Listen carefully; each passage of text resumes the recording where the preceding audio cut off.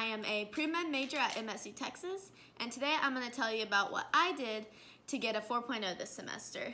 Granted, these tips might not work for everybody, but this is what worked for me, and I'd love to spread what I know. So please continue to watch, and don't forget to follow my social media. It should be somewhere around here for my Instagram and Twitter. Okay, so first, we need to figure out what the first step to getting a 4.0 is. In my opinion, it's having the right school supplies.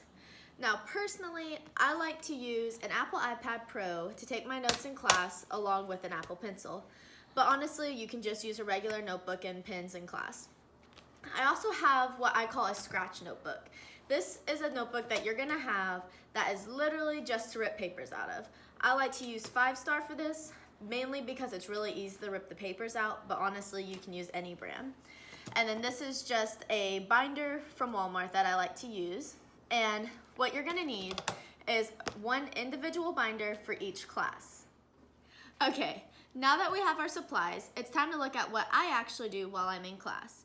To do that, I'll be screen recording off my iPad. Okay, now that we are logged into my iPad, I use 2 note-taking apps for my schoolwork.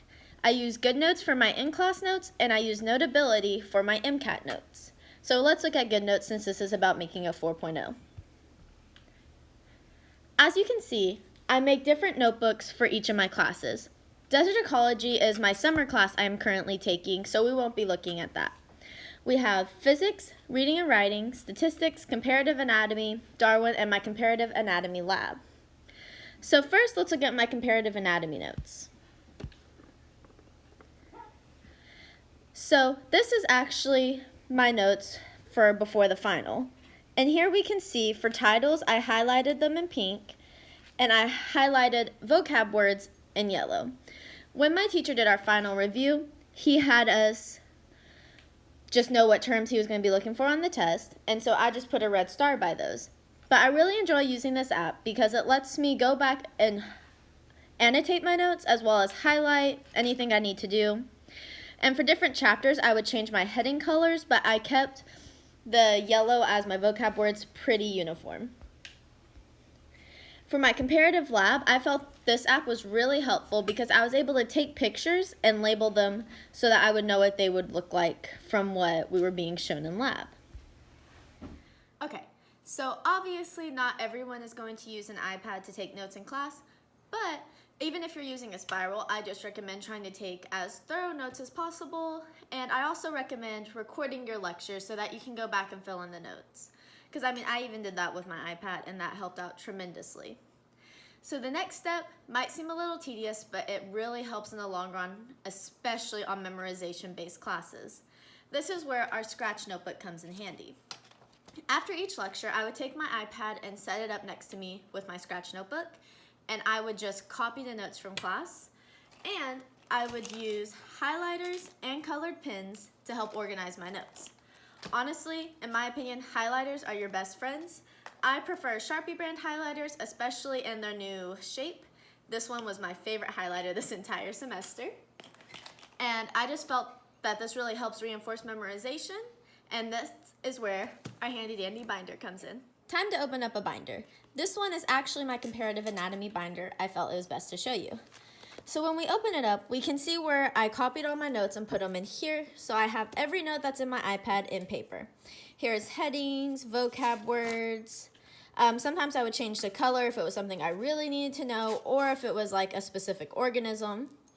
And honestly, this just helped a lot, keeping all those notes in place. Specifically, when we look at my statistics notebook, I was able to keep all my quizzes and exams together. I would also recommend doing practice problems, especially for math classes, because that really helps with that application of the skills you learn. Okay, so another thing I use to help study, especially when preparing for a test, is using a whiteboard. This is just some big whiteboard that I think is technically supposed to be a wall decoration, but I just never hung it up anywhere. And I keep all my dry erase markers in this Sweet Peach pouch that I got for buying the peach palette from Too Faced one year when it first came out. I really like to use the skinny ones because I just feel like they're easier to write with. But honestly, this just really helps whether you're working math problems or just studying vocab words. Honestly, this is one of my favorite tools. So overall, this was my general method to studying to get a 4.0 this semester, When we specifically look at different types of classes, this method really helps with memorization classes like history, biology, things like that. But when we go into more application-based classes such as math and physics like I took this semester, it really helps to know that information and be able to apply it. So definitely do the practice problems your professor recommends, or even go to them with practice problems of your own to have them help you with. Trust me, they're more than willing to do that. And most universities have writing centers to help for English classes. I know I definitely took advantage of those and was able to get an A in my English class this year. Overall, I really hope my tips help you too get a 4.0 next semester. Anyway, if you have any questions about how I study for any individual classes or how I'm studying for the MCAT, just comment down below and I'll make sure to reply. Anyway, thank you for watching and don't forget to like and subscribe.